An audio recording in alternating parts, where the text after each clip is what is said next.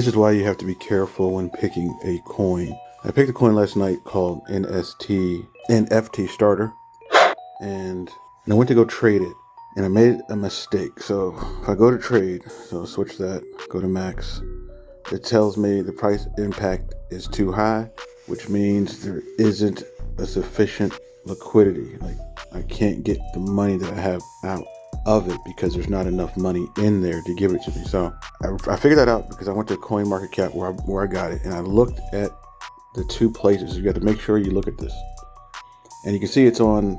You can buy it on CoinTiger. You can also buy it on PancakeSwap. But the PancakeSwap, the volume is $10.93 in the past 24 hours, which isn't enough for me to sell it because I have, $600-700 in it or whatever it is. So make sure you look at the volume when you're picking a coin, and make sure that the platform you're using to pick the coin has enough volume to get your money out of it.